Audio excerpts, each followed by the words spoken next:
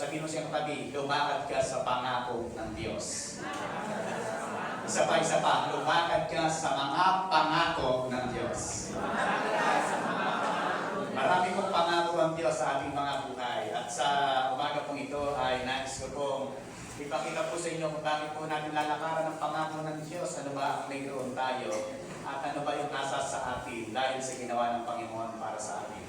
Ang katotohanan na ginawa ng Panginoon para sa atin ngayong umaga ito ay God's new habitation. Ikaw at ako ang tahanan ng Diyos. Ikaw at ako ang tahanan ng Diyos. Sabi po ng Bible, ang Diyos nagkuha ng langit at lupa ay kailan na hindi tumatahan sa templong ginawa ng tao. Meron pong distinction na ipakikita ko. Pero bago po yun, ito pong God's habitation. Ano po ba ibig sabihin ng God's new habitation? Bakit God's new habitation? Bagong tirahan ng Diyos. Ano po ba ibig sabihin ng habitation? Habitation simply means that place where God dwells among His people.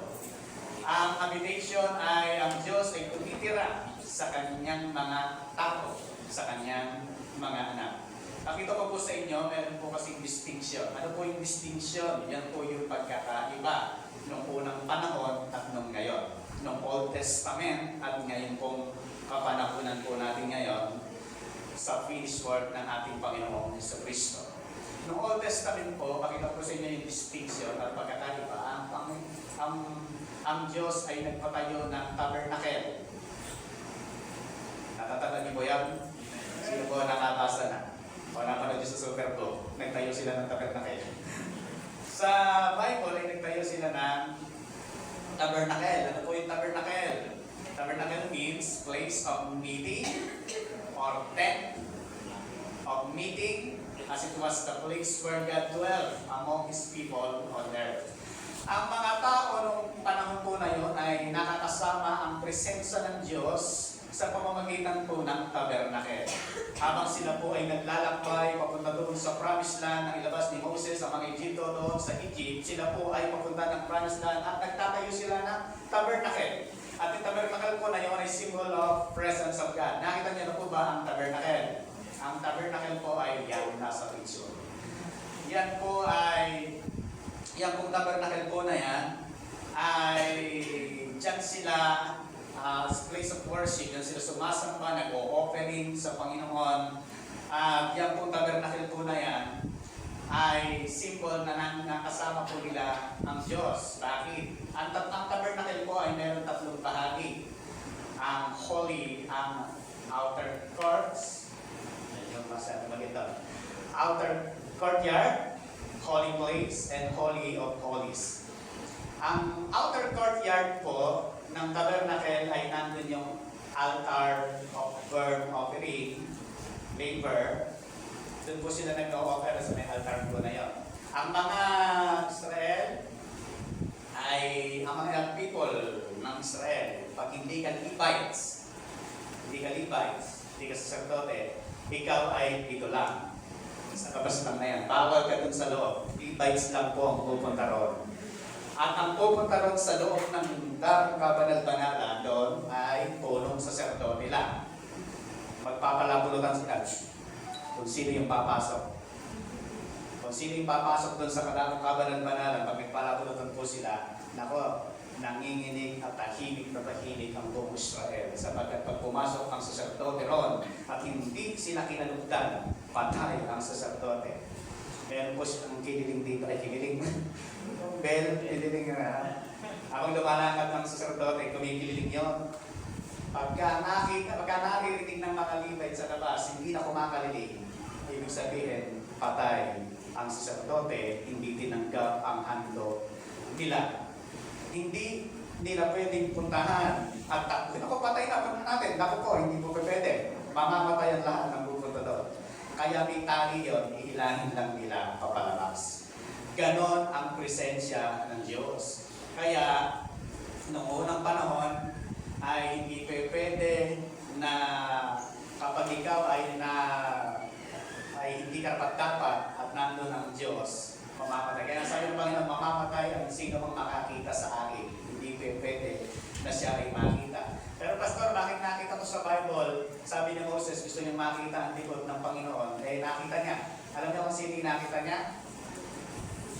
Si Jesus Christ po yun. Dahil the Old Testament, ang Father ay hindi nagpapakita hanggang ngayon. Ang nagpapakita si Jesus Christ. Jesus Christ po ay nag-exist na in Old Testament pala. Ngayon po, itong tabernacle po na yan, ay meron tatlo. Courtyard, dyan po sila. Lahat ng handog ng mga dinadalang lang handog na yan, susunugin doon ng mga Levites. Dyan, sa may altar burnt offering. Para maging kasamyong-samyong patanggap-tanggap ba yung kanilang paghahandog. Sa loob, andyan yung table of shewbread, menorah, yung ilaw na may bitong yan po, altar of incense. At sa dakong kabalan-banalan, sa Holy of Holies ay nandun po ang Ark of the Covenant. Andyan po ang Shekinah glory. Pag ako po ay nilog ng Diyos na magkaroon pa ng isang anak, ang papangalan ko ay Shekinah. Shekinah, yan po ang kanya. Kasi the glory of God. Inisip po yan. Gusto niyo po, sige, pangalan na lang sa inyong anak. Kaya po na, the Holy of Holies, holy place, and outer court. Here. Ngayon, ito pong Holy of Holies ay mayroong, andun po yung Ark of the Covenant. Ang Ark of the Covenant po ay hindi, pagka sila po ay babiyahin na, journey na, yung papunta na sila ng Promised Land, hindi pwedeng kung sino-sino yung hahawak dyan. Natandaan niyo po ba si Usa? Namatay. Kasi ang hahawak lang po dyan ay naayon lang sa angka ni Aaron. Dapat ang hahawak dyan, nasa specific na tao ang pwedeng humawak po dyan. At kapag kaya po ay kanilang ibubuhati na, yung bubuhati na siya, andito po ang Holy of Holies, hindi po, tatakpan po siya ng tatlong makakapal na tela. Tatakpan po yan. Ang kahuli ng takip niyan ay kulay asul na tela. Yan. Bago po siya i-posisyon ganyan, ibuhatin papunta ng Promised Land, kasi meron po silang papupuntahan. It's the symbol of yung pong takip, nakatakip po yan. Yan po ay may tatlong takip. Ngayon, ito pong bago po mangyari buhatin na yan, paano kukunin sa loob yan? Pupuntahan ng mga Levites at tatakluban sa papaanong paraan. Hindi nila titignan po yan at kanila tatakluban. Meron silang dalang kortina, yung pagdala nila yung kortina, hawak nilang pa ganyan, at pakalugod sila. Bawal po nilang tingnan at mamamatay ang sino mang makakita. Sino gusto makita ang Diyos? Yung hanap ng hanap sa Diyos, bigyan. Paggising mo sa langit na. Kasi hindi mo siya pwedeng makita. Nararanasan natin siya by faith. Hindi natin siya pwedeng makita. Ngayon, tsaka lang siya, idadaling bibit-bitin na naman ng mga certain people, ng mga Levites, sa kung saan sila papunta. Ngayon, sabi po ng Bible, Exodus 4:34, then the cloud covered the tabernacle of meeting, and the glory of the Lord filled the tabernacle. Ang buong tabernacle, kapag ka mayroong bumaba na cloud, kumover sa buong tabernacle, sabihin, symbol na nandoon ang Diyos.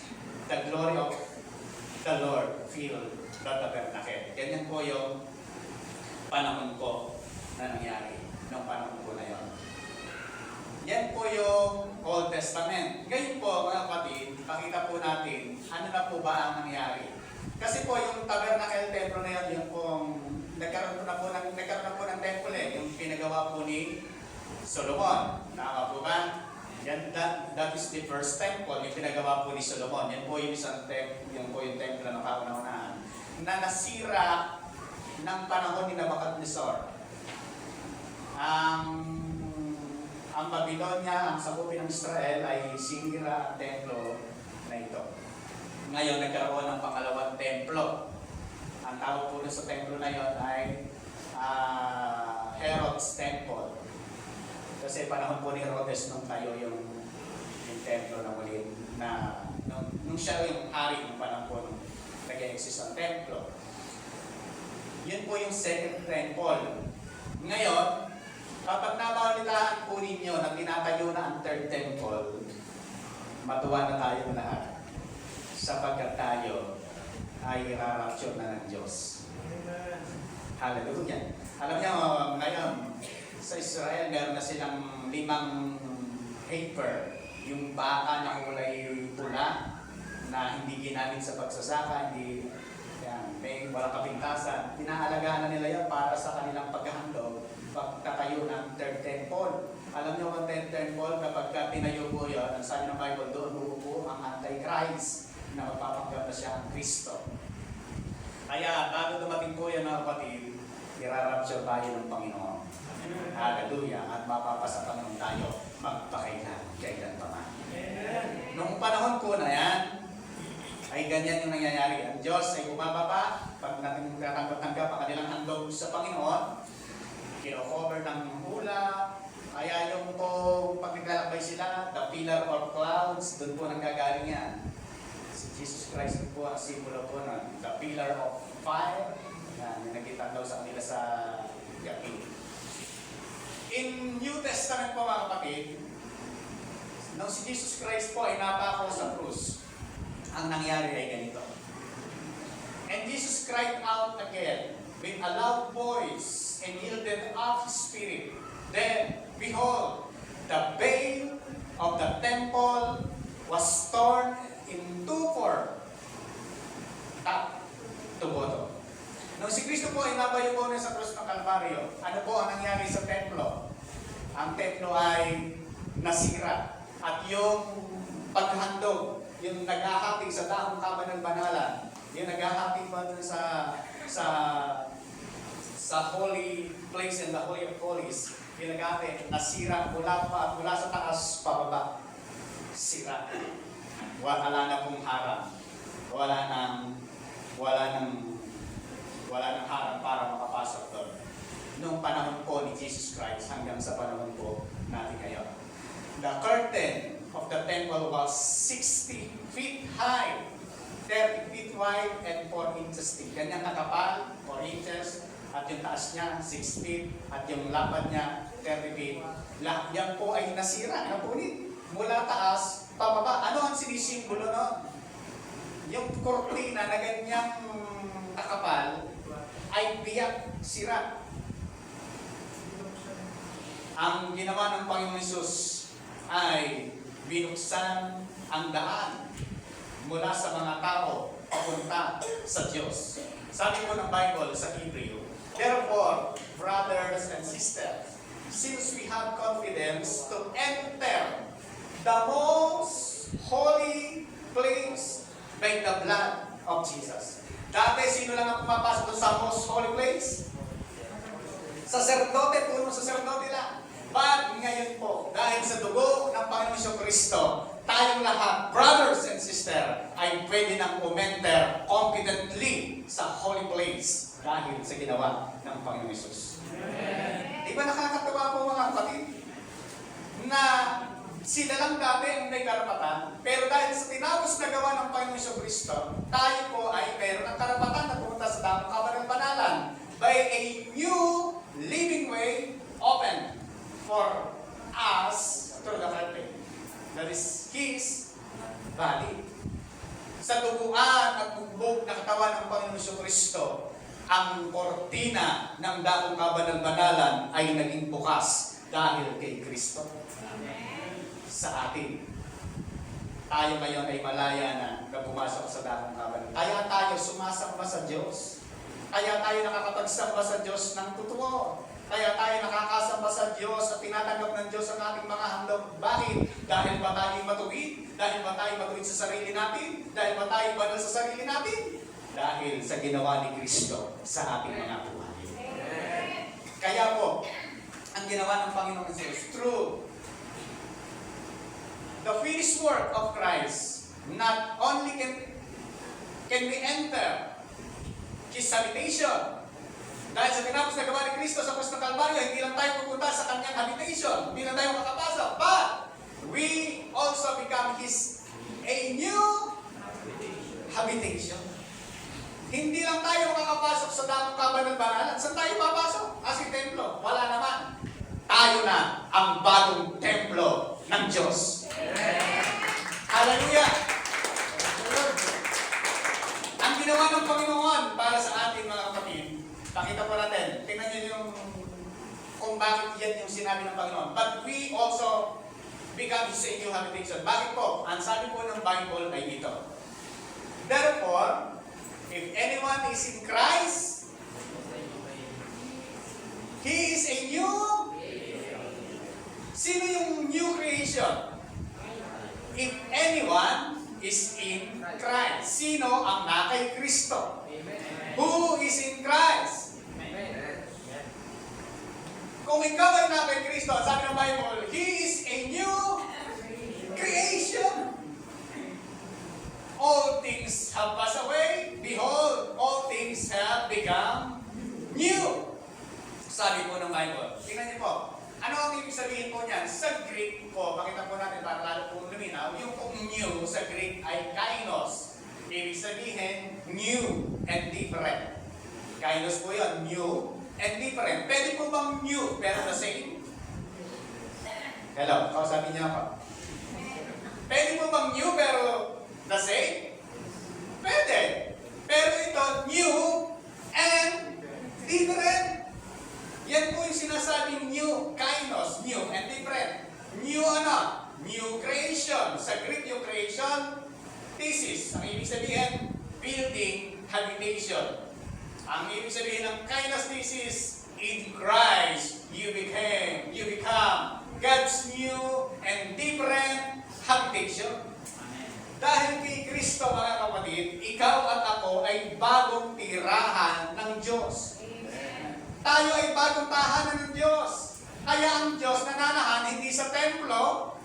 Saan? Sa puso ng mga taong nanampalataya sa Kanya. Kaya po mga kapatid, ikaw at ako ang templo ng Diyos. Ang sabi ng Bible, papakita ko sa inyo mamaya yan sa Bible, na ikaw at ako ay bagong templo ng Diyos.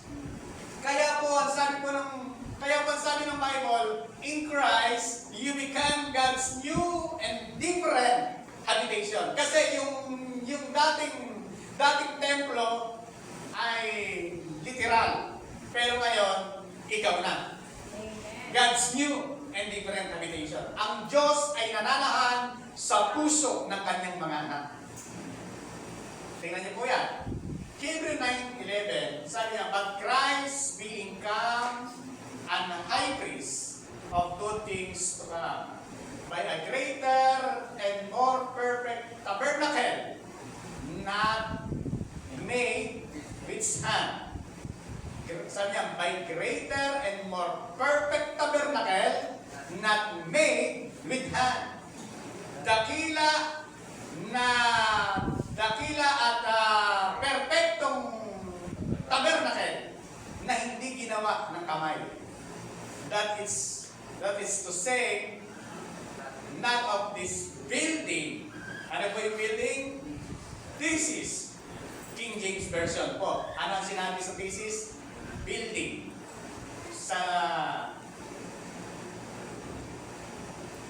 But, when Christ came as high priest of the good things that are now already here, He went through the greater and more perfect tabernacle that is not made with human hand. Yung human hand, sabi nga, that is to say, it's not a part of this creation. Yan. Sa NIV, ang binanggit ng thesis ay creation. Sa King James Version ay building. Ibig sabihin yung new creation at yung tinatanggal niya sinasabing building, yung isang pakulugan, thesis. Ang ibig sabihin po mga kapatid, totoo ang sinabi ng Apostol Paul sa 2 Corinthians chapter 5 verse 17. Tayo ay bagong nilalang na. Ang sino mang nakay Kristo ay bago ng nilalang ng Diyos. In in Christ, kainos in Christ, you become God's new and different habitation. Papakita ko po sa inyo. Bakit? Paano nangyari? Yung tabernacle natin kanina, sabi ko, binubuo ng tatlong part. Ano po yung part na yun?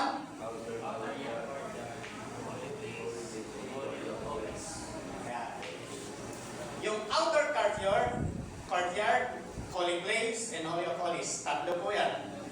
Tama? Ngayon, yan po yung tabernacle, yung templo. Ngayon New Testament, ang sabi ng Bible, tayo sa Thessalonica 5:23, tayo ay mayroong body, soul, and spirit. Sabi po ba ng salita ng Diyos na tayo ang bago niyang temple? Sabi ng salita ng Diyos. Sa salita po ng Diyos, confirm na tayo ay bago ng temple. Bakit po? Meron tayong body, soul, and spirit. Sa Old Testament, merong outer courtyard, holy place, and holy of holies. Sa atin, meron tayong body, soul, and spirit. Sino yung merong body, soul, and spirit? Yung mga tao na nakay Kristo. Kaya, yung spirit po natin na meron tayo, yan po ay holy, righteous like God. Yan po yung born again. Yan yung pagiging born again. Ang pagiging born again, like Christ, yung spirit na po natin. Hindi lahat ng tao ay may spirit. Ang meron lamang pong spirit ay ang mga na-born again. Dahil nung ang tao ay nagkasala, namatay ang spirit. Nang ang tao ay ma-born again, nabuhay ang spirit. Kaya ang pagiging born again ay hindi isang relihiyon.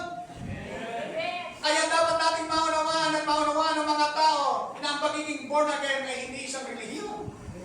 Kailangan, at sabi ng Panginoon Kristo sa John 3:3, kailangan na kayo'y ipanganak na muli. Kasi pag na-born again, yung pong ating spirit na na-born again, yan po ay holy, righteous like God na. Yan ang ating, ito ay like Christ na, yung spirit po natin. Yung ating soul, yung ating body, going for perfection, going for glorification, yung ating katawan. Kasi po mga kapatid, kaya ang Diyos, ang Espiritu ng Diyos ay nananahan sa ating puso, sa ating spirit. Kaya tayo, ang ating spirit, ang ating spirit po, sa kabuuan ng ating katawan, ang ating spirit pa lamang, ang holy, righteous like God. Dahil kay Kristo. Ganyan ba? Kaya kailangan ma-born again. Pag na-born again, ang Diyos ay nanananahan sa ating puso, sa ating spirit, sa na-born again. Yung the Father, the Son, and the Holy Spirit, nandyan. Kaya ang Diyos, kasama mo. Ano ang sabi ng salita ng Diyos? God is with us. God is with you, God is with me. Ang Diyos ay kasama natin. Bakit po? Sapagkat tayo ang new habitation ng Diyos. Ikaw ang bagong tahanan ng Diyos. Sino yung bagong tahanan ng Diyos? Yung mga tao na na-born again. Kapag hindi na-born again ng isang tao, anumang relihiyon siya, hindi siya napanganak sa spirit.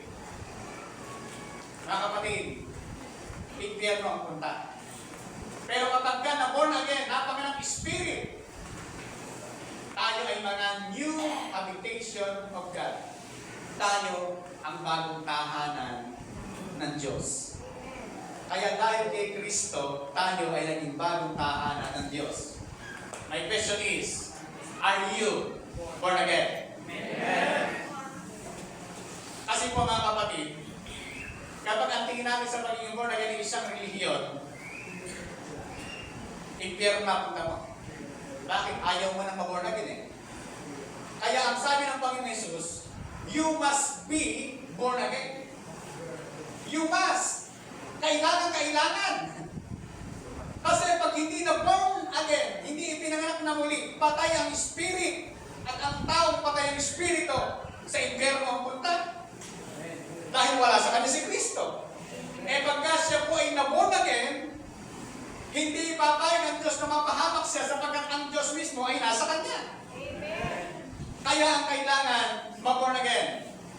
Ang tanong, are you born again? Amen. Yan po ang kailangan nating masigurado na tayo ay mga na-born again. Sapagkat the distinction of the new habitation is clear. In Christ, your born-again spirit is now the new habitation of God. Ang Espiritu mo ang siyang bagong tahanan ng Diyos. Amen. Nakatira ng Diyos sa atin. Kaya ang Diyos kasama natin. Amen? Amen. God lives inside you. This is not matter of feeling, but a matter of faith. Paniwalaan mo, huwag kang umasa sa nakikita. Sabi ng kinanta natin kanina, hindi umaasa sa nakikita at hindi rin umaasa sa nadarama. Huwag kang aasa sa nadarama. Kasama ko nga ba ang Diyos? It's a matter of faith, mga kapatid. Panampalatayahan mo na ang Diyos ay kasama mo. Hindi ito dampan-dama. Parang nadadama ko, wala ang Diyos. Alam niyo mga kapatid, ang pandama ay madaya. Ang pandama, ang feeling ay nagbabago. Yung mahal mo ngayon, sa sunod, hindi na. Yung gusto mo ngayon, sa sunod, hindi mo na gusto. Kasi nga nagbabago ang pakiramdam. Nagbabago ang feeling. Alin lang hindi nagbabago? Faith. Kaya dapat meron kang pananampalataya na galing sa Diyos. Amen. Hindi lang feeling ang mayroon.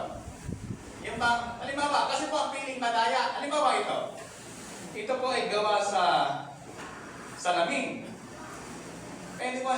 Pwede ko bang sabihin na feeling ko kahoy ito? Pwede po ba? Yes, pwede ko sabihin. Ngayon, natatawa kayo. Kasi bakit hindi naman kahoy ito? Yun yung feeling. Ang umaasa sa mga pandama, nagkakamali. Kala mo siya na. Hindi pala. Kala mo ito nga. Hindi pala. Kaya ang message sa akin ng Panginoon itong bagong taong ito, napakalaga. Kailangan ko ng revelation. At yung revelation na tinanggap ko, i-apply ko. Dalawa lang. Mga kapatid, sapagkat napakalaki ng natutuhan ko ng nakarang taon, ang vision ko ay gano'ng kalaki sa natutunan ko. 2 buwan lang ako nag-aaral doon. Bakit po mga kapatid? Yung feeling ang kumanay. Feeling ko, maraming mangyayari. Pagka ito, nagtuloy-tuloy. Feeling ko, makakapagpatayo na ako ng bahay dito. Feeling yun eh. Tama po ba mga kapatid? Feeling can change. Alin ang hindi nagbabago? Ang pananampalataya natin sa Diyos. Kasi pagka feeling umasa tayo, come on church, kapalan ng Panginoon. Kapag umaasa tayo sa feeling at nadarama natin, magkakamali at magkakamali tayo. Kaya sa mga nagkamali kasama ko, patawarin niyo tayo. Kaya nung bagong tao na yan, tinanggap ko talaga sa Panginoon yan, 2 word lang. Bago ka mag-desisyon, may revelation ka. Pangalawa, yung revelation, i-apply mo. Sa totoo lang, doon po sa nangyari po na yon, yung mga nakakaalam na lang, hindi ko na sabihin. Hindi, si Kuya Ramil, inaaya din ni, nung nasa Palapala, hindi ko na sabihin din ang pangalan, ginagaransyahan pa eh. Pero sabi ni Ramil, napakaganda naman niya sinabi, ipag-pray ko muna. Tanong sa akin, basta pinag-pray ko ba yan? Hindi. Hindi po. Totoo lang, bakit po? Sabi ko, hindi ko na ipag-pray ito. Sasakay na lang ako sa prayer niya. Sumakay lang ako sa prayer ng isang pastor. Kasi sabi ko, pinag-pray naman yan. Sabi niya, sagot ko sa kanila po, tapos kayo lang ako rito. Alam niyo ang word sa akin ng Panginoon, napakalinaw. Nung bagong taon, kailangan may revelation. Pangalawa, yung revelation, i-apply mo. Pagka ganun mga kapatid, gagana. Alin? Yung faith. Gagana. Yung discernment. Feeling. pabago-bago. Kaya po mga kapatid, ang tanong, are you born again? Ikaw ay born again, ang pangaganahin natin. Alin? Faith. But because feeling can change. Nagbabago ang ating nadarama. Kaya nga sabi ko rin na, feeling ko, kahoy ko. Hindi pwede na tayo'y umasa sa ating pandaman. Ngayon, pinakita ko po yung una, distinction. Yung panahon po ng Old Testament, yung templo, kung paano nangyayari, kung paano ginagawa, kung paano yung ang Diyos nakakaliig nila sa pamamagitan po ng tabernacle na meron sila. Ngayon kung panahon po na natin na to, ano po yung pangalawa? Tayo ang templo ng Diyos. Amen. Tayo ang bagong tahanan ng Diyos. Kaya po mga kapatid, meron tinatawag na konsensya. Yung pong konsensya na nakawalay ng mundo sa mga Kristiyano, hindi konsensya yon. Yun ang Spirit. Sapagkat sabi sa Diyos ng Spirit ang dumudulog sa atin. Sa mga bagay na panahon hindi natin kaya, siya yung dumudulog sa atin. Kaya nga pagka mga bagay, nakakagawa tayo ng mga bagay na gusto lang natin, ang Holy Spirit ay nagkikirig. Yung mga bagay na pinagagawin natin, hindi naman pinagagawa ng Diyos, nagkakasala tayo, ang Holy Spirit nagkikirig. Nalulungkot po siya. Kaya, ang nais ng Panginoon, lead by the Holy Spirit. Lead by the Holy Spirit. Kaya ang Diyos na nananahan sa iyo at sa akin, ang gusto niya, tayo ay lead ng Holy Spirit na ito. Amen. Amen. Now, application na. Kaya marami na matapos. Application na po mga kapatid. Noong Old Testament, pinakita ko ng Diyos ay nananahan sa tabernacle at sa specific na tao lamang siya pwedeng makapagtagpo. But ngayong New Testament, sa finished work ng ating Panginoon Kristo, tayo na ang kanyang templo. Hindi na yung templong ginawa ng tao. Hindi ang templong sino mang ginawa ng tao. Hindi po. Ang Diyos ay nananahan sa iyo at sa akin. In New Testament, in the finished work of Jesus Christ, siya po ay nananahan sa atin. Kaya di ba sabi ng Bible, pag may nagtatanong nasan si Kristo, alas sabihin, nasa puso daw natin. Sabi ko ng Bible yan, ang Panginoon ay naninirahan sa puso ng kanyang mga anak. And like application ng kapatid, ngayon, si Kristo nananahan sa atin, ano ang kailangan po natin gawin? Una, believe that God dwells in you. Paniwalaan mo na si Kristo, ang Diyos ay naninirahan sa iyo. Paniwalaan mo. Ngayon mga kapatid, kung hindi mo pinaniniwalaan yan, ano ang posibleng mangyari? Meron kang takot. Meron kang kabalisahan. Wala kang kapayapaan. Bakit po? Hindi ka naniniwala eh. Hindi mo pinaniniwalaan na ang Diyos nakatira sa iyo. Kung ang Diyos na gumawa ng langit at lupa, ng lahat ng bagay, ng lahat ng resources ay nakatira sa iyo. Sa iyo mismo. Ang tanong, papabayaan ka ba ng Diyos na nakatira sa iyo? Life application. Believe that God dwells in you. Dahil ang Diyos nakatira sa iyo, huwag kang mangamba, huwag kang matakot, kausapin mo siya, sinlapit lang ng sarili mo, hayan lang siya sa iyo. Amen po ba mga kapatid? Huwag kang magpadala sa mga sinasabi ng kaaway sa iyong isipan. Babalik na rin mo yung sinasabi ng kaaway. Kung sinasabi ng kaaway, kung mahirap ka, may sakit ka, hindi ka nagagaling, walang mangyayari sa iyo, babalik na rin mo, lumayas ka sa tapas, sabihin mo ganyan. Papalayasin mo siya. Kasi pa mga kapatid, we have the authority. Ano yung authority natin? Anak tayo ng Diyos. Amen. At dahil tayo alam ng Diyos, yung authority na mayroon tayo, gagamitin natin para palayasin ang lahat ng gawa ng kaaway na sumasabi sa ating isipan. Amen. Papalayasin po natin sapagkat ang Diyos ay nasa atin at tayo ay mga anak ng Diyos.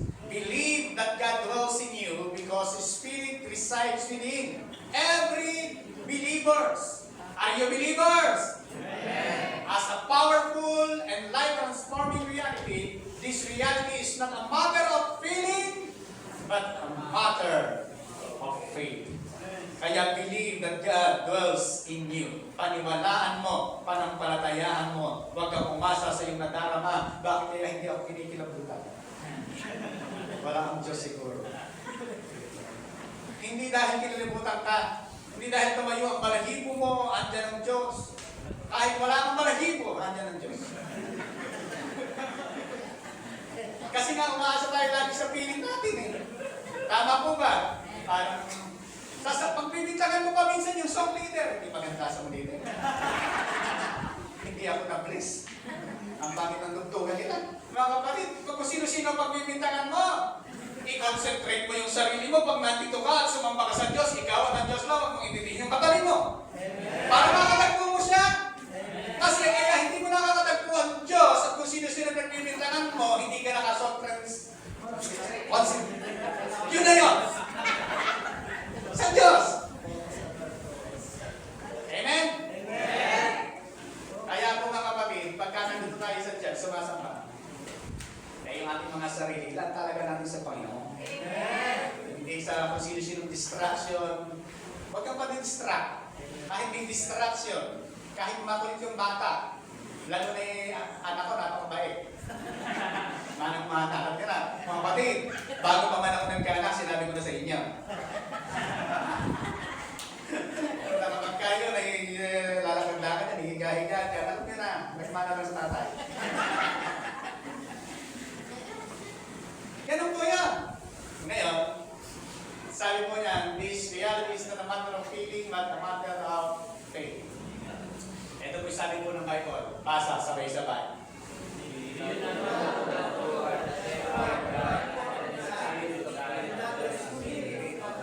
Sabi ng Apostle Paul, hindi nyo ba naalala na kayo ay templo ng Diyos? At ang Espiritu ng Diyos ay naninirahan sa inyo?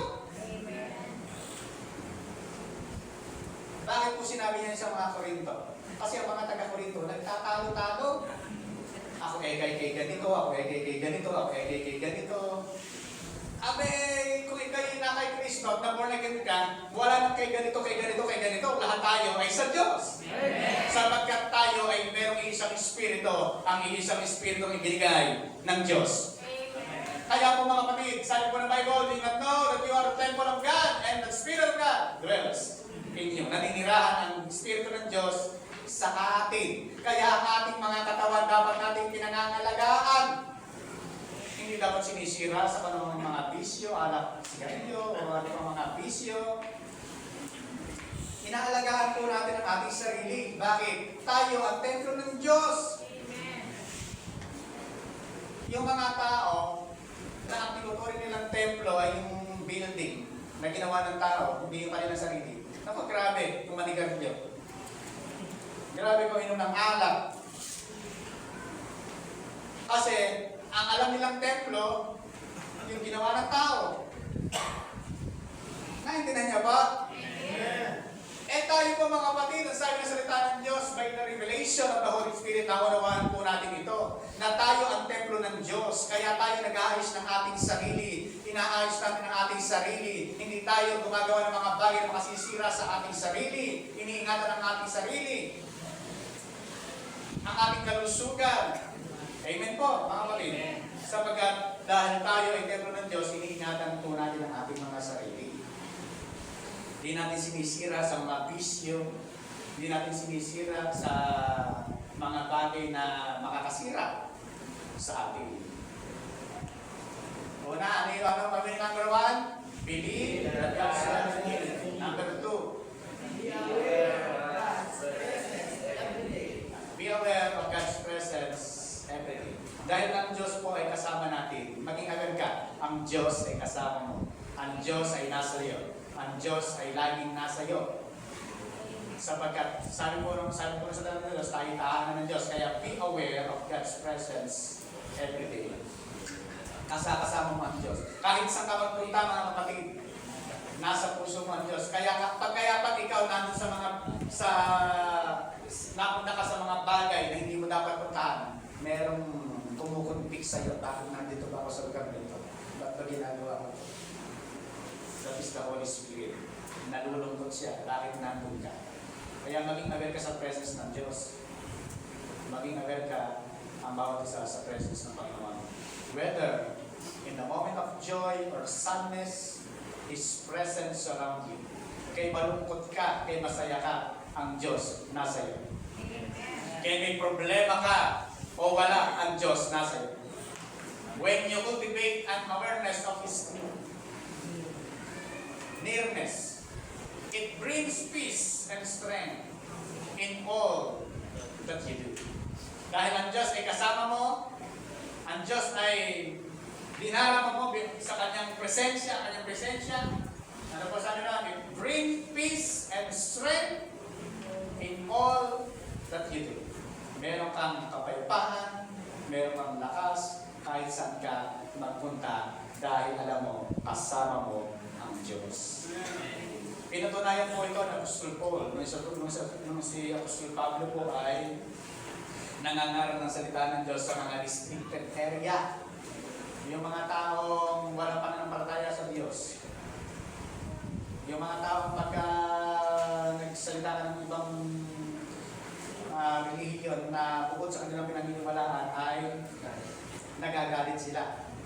Si Apostol Paul po, nang siya po ay pinangangaral ng salita ng Diyos, ang kanyang kalakasan ay ito. Gawa chapter 18 verse 9 and 11. Isang gabi, sinabi ng Panginoon kay Pablo sa pamamagitan ng isang pangitain, huwag kang matakot. Ipagpatuloy mo ang iyong pangangaral, ano man ang mangyari, huwag kang titigil. Sapagkat ako'y nasa iyo. Nasa daw ang Diyos? Nasa kay Pablo? Kaya sabi ng Diyos, huwag kang matitinag, huwag kang titigil, huwag kang matatakot sapagkat ako'y nasa iyo. Yung sinasabi ng Lord kay Apostol Paul, sinasabi niya sa iyo at sa akin, huwag kang matakot, huwag kang matitinag, ipagpatuloy ko lang ang pagsamba sa Diyos sapagkat ang Diyos ay nasa sa iyo. Hindi ka maano sapagkat marami kang tagasunod sa lungsod na ito. Kaya nanatili siya roon at nag-aral niya ang salita ng Diyos sa loob ng 1 taon at kalahati. Ganun po yung kanyang ginawang pangangaral. Bakit po? Hindi siya natinag. Binabantakan na siya dyan, pero hindi siya nagpatinag. Bakit po? Sapagkat ako'y nasa iyo. Yun ang kanyang revelation. Yun ang sinabi ng Diyos sa kanya. Kaya hindi po tayo natatakot. Ang mga natatakot dapat, yung gumagawa ng masama. Sapagkat yari sila sa batas ng tao, at yari sila sa batas ng Diyos. Pero tayo na mga anak ng Diyos, hindi tayo natatakot sa kahit anong bagay. Bakit po? Sapagkat sagot tayo ng biyaya ng Diyos. Unang-una, wala naman tayong ginagawang masama sa ating kapwa, sa ating batas ng ating bansa. Sabi pa po niya, sa Timothy 4:17, ito pa po, ngunit sinamahan ako ng Panginoon at binigyan ng lakas upang makapangaral ng lubusan sa lahat ng hintil at ako'y maligtas sa tiyak na kapahamakan. Ano po yung kapahamakan na merong nag-aambang kay Apostol Paul? Tiyak. Tingnan niyo po yan? Tiyak na kapahamakan. Sigurado. Bakit po? Marami po nagbabanta sa kanya. Yung akala niya ay believer din, nakasama niya. Hindi po. Baka sugo ng gobyerno yun na para siya ay sinulit sa kanyang mga sinasabi. Pero mga kapatid, ano sabi sa kanya ng Panginoon? Sabi niya, sinamahan ako ng Panginoon at binigyan niya ng lakas upang makapangaral ng lubusan sa lahat ng mga hindi. Ano po ang ginawa ng Panginoon? Sabi niya, sinamahan ako ng Panginoon. Everybody say, kasama ko ang Diyos. Kasama ko ang Diyos. Ang Diyos ay kasama ko mga kapatid. Kaya kung ano man ang struggle na pinagdadaanan mo, o meron ka mga challenges na pinagdadaanan sa buhay, ang lagi mong isipin, kasama ko ang Diyos. Hindi ako mababayaan ng Diyos sapagkat kasama ko ang Diyos. Pagka po kasama natin ang Panginoon, ang Diyos na kasama mo, malakas ang loob mo. Halimbawa, ikaw ay sibilyan, nakasama mo si General Edapa, Renz General Edapa. malakas ang loob mo. May kasama kang general. Kaya lalo na kung kasama mo ay Panginoon. Hindi ka matatakot, hindi ka mangangamba. Dahil kasama ka ng Diyos at tinitiyak ko sa tayo ng biyaya ng Diyos. Pangatlo, una, believe that God dwells in you. Pangalawa, Be aware of God's presence in every day. pangatlo, Be intentional in showing God's truth. be intentional in showing God through your life. Talagang life application po talaga yan mga kapatid. Be intentional. Ibig sabihin ng be intentional, sinasadya. Amen. Sinasadya. Kung gusto mong mabago ang buhay mo, sadyain mo. Amen. Huwag mo sasabihin, hindi kasi ako binabago pa ng Panginoon. Mga kapatid, nasa iyo na nga si Kristo. Tindigan mo na lang, sadyain mo talaga. Amen. Be intentional in showing God through your life. Dapat ang nakikita ang Diyos sa iyong buhay. Ang nakikita sa ating buhay, ang Diyos. Ang nakikita sa buhay ng kanyang mga anak, ang Diyos. Kaya be intentional. Be intentional in showing God through your life because your action speak louder than words. Amen. Bakit kailangan natin maging intentional? Because your actions speak louder than words. Hindi na pwede na sinasabi mo ay mahal mo ang Diyos pero iba naman ang ginagawa mo. Eh ang nakikita ng tao, hindi sinasabi mo yung ginagawa mo. Amen po ba?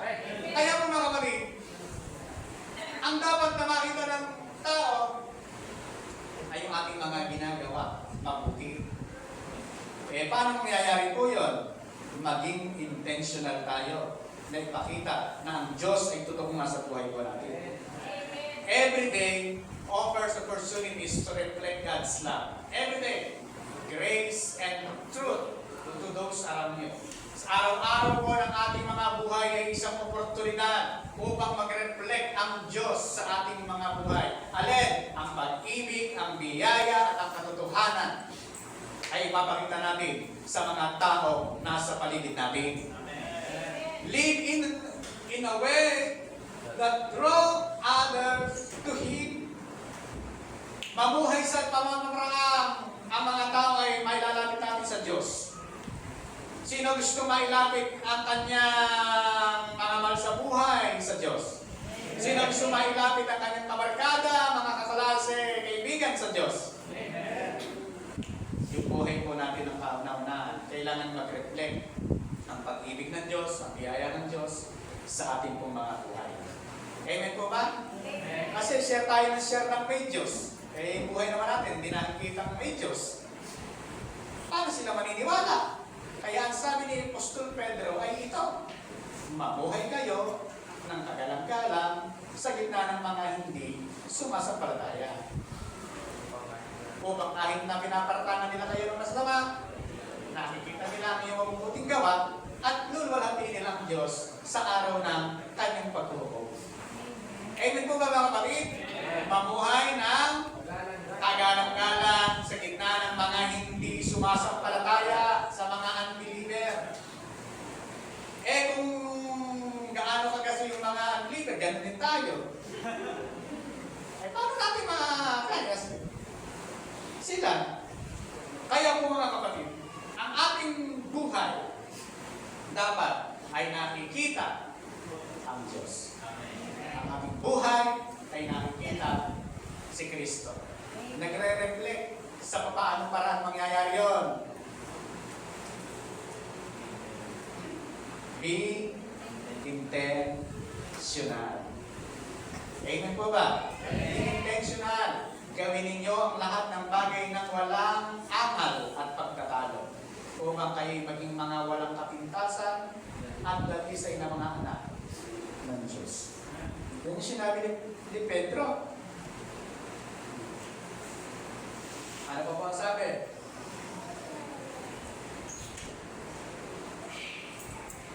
Hindi kayo dapat maparatangan ng anuman. Ito, kay Paul na pala ito, Pilipos.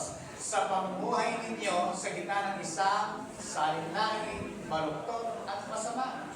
Magningning kayo tulad ng mga tanglaw sa sanlibutan. Magningning. Kaya po ang tawag sa atin ng Diyos, asin at ilaw. Nagniningning. Sabi nga, magningning kayo tulad ng mga tanglaw sa sanlibutan. Kahit anong bagay ang pinagdadaanan, kahit anong problema ang pinagdadaanan, nagniningning na parang bituin sa kalangitan. Ang mga Kristiyano po, mga kapatid, yun ang expected. Kahit may pagsubok, kahit may problema, kahit madilim ang kanyang pinagdaraanan, ang kanyang buhay, nagiging parang bituin maningning sa ating gabi. Kailan po ba maningning ang bituin? Pag umaga? Wala nga tayong makita. Kailan po maningning ang bituin? Sa gabi madilim. Nakisla po ang bituin pagkagabing kalagitnaan ng gabi. Tama po ba? Kaya po, kung ang buhay mo'y madilim, hayaan mo magningning ang iyong buhay. Sa iba. Amen po ba mga kapatid? Amen. That's the life application. Be intentional in showing God's through your life. Yan yung nais ng Diyos na mangyari sa ating buhay. Ano po yung tatlo na yan? Basa! Believe that God bless you. Be aware of God's presence every day.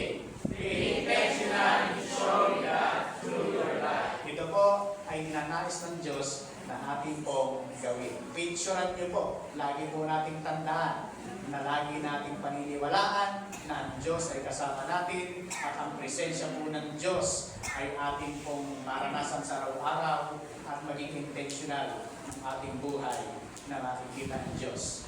Amen po ba mga kapatid? Yan lang po, tatlo po na yan. Kapag ating pong ginawa, magniningning na tayo sa bulang malaki. Amen! Maraming mga tao makakakilala sa Diyos sapagkat ang nais po ng Panginoon ay makakilala ang mga tao sa Kanya.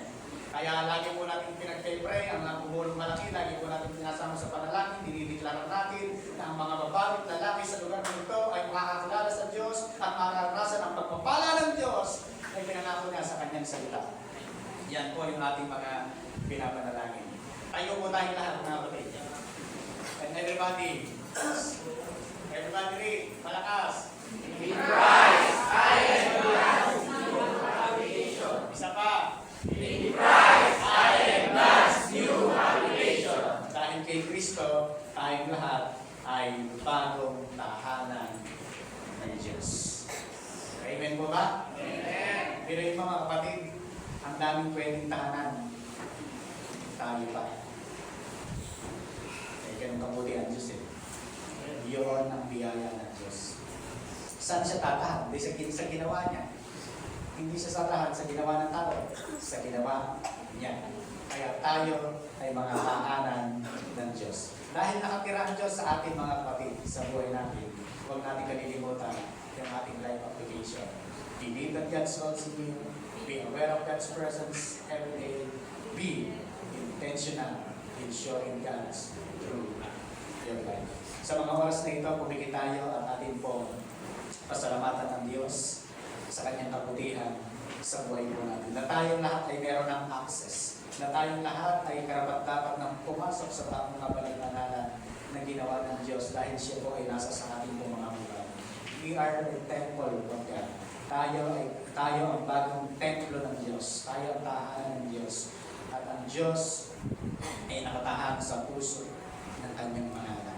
Amen. Hallelujah.